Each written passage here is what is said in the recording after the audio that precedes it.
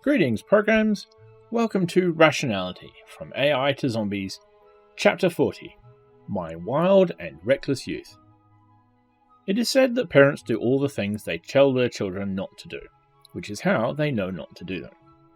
Long ago, in the unthinkably distant past, I was a devoted traditional rationalist, conceiving myself skilled according to that kind. Yet I knew not the way of bays.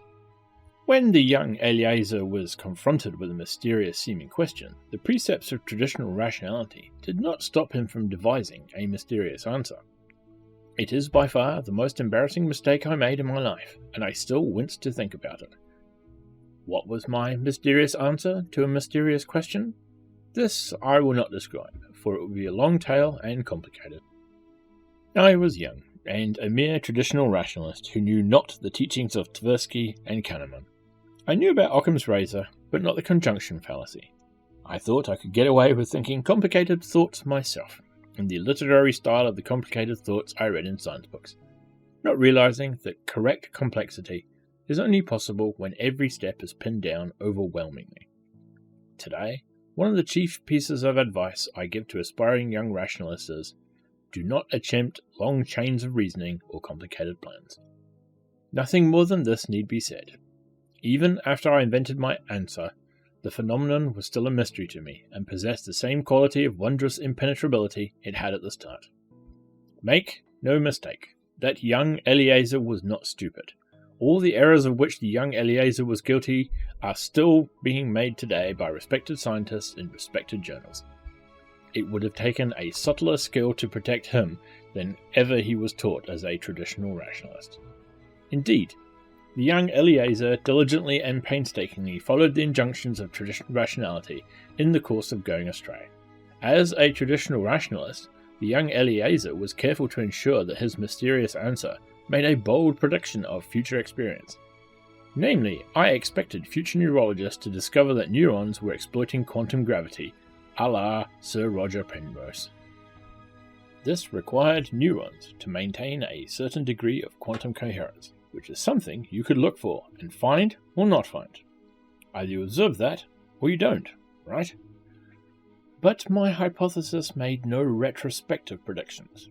According to traditional science, retrospective predictions don't count, so why bother making them?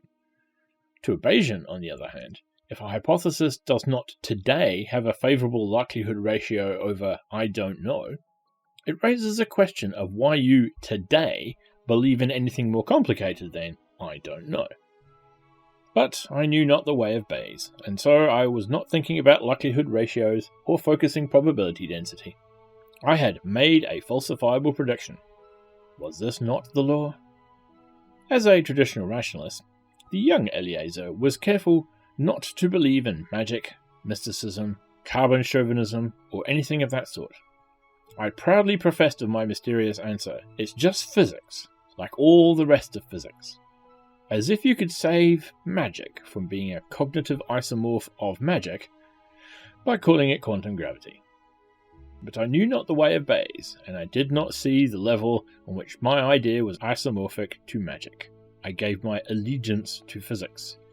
But this did not save me. What does probability theory know of allegiances? I avoided everything that traditional rationality was told me was forbidden, but what was left was still magic. Beyond a doubt, my allegiance to traditional rationality helped me get out of the hole I dug myself into.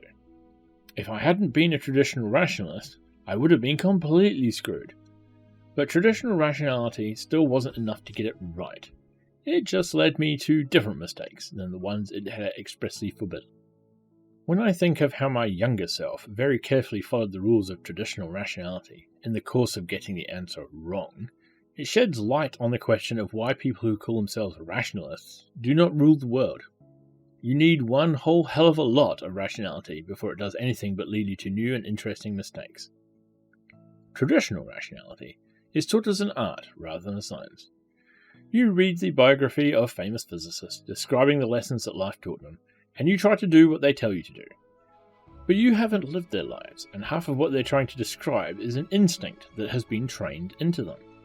The way traditional rationality is designed, it would have been acceptable for me to spend 30 years on my silly idea, as long as I succeeded in falsifying it eventually, and was honest with myself about what my theory predicted, and accepted the disproof when it arrived, etc., etc. This is enough to let the ratchet of science click forward, but it's a little harsh on the people who waste 30 years of their lives. Traditional rationality is a walk, not a dance. It's designed to get you to the truth eventually, and gives you all too much time to smell the flowers along the way. Traditional rationalists can agree to disagree. Traditional rationality doesn't have the ideal that thinking is an exact art in which there is only one correct probability estimate given the evidence. In traditional rationality, you're allowed to guess and then test your guesses. But experience has taught me that if you don't know and you guess, you'll end up being wrong. The way of Bayes is also an imprecise art, at least the way I'm holding forth upon it. These essays are still fumbling attempts to put into words lessons that would be better taught by experience, but at least there's underlying maths, plus experimental evidence from cognitive psychology on how humans actually think. Maybe that will be enough to cross the stratospherically high threshold required for a discipline that lets you actually get it right, instead of just constraining you into interesting new mistakes. Here ends Chapter 40. Now for my thoughts. Not much to this. This is basically Eliezer saying you need to be a Bayesian, not a traditional rationalist. A traditional rationalist will be something along the lines of Sam Harris. Certainly rational, better than average, but not a quote-unquote rationalist in the way that Eliezer is describing here, where you actually put maths and thought and reason behind what you're doing, rather than just trying your best not to fall for the various traps. That's quite a different thing.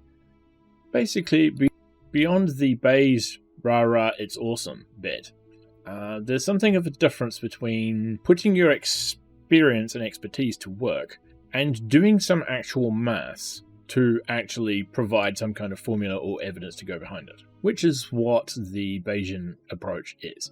You do some numbers, you come up with some maths, you end up with an end result.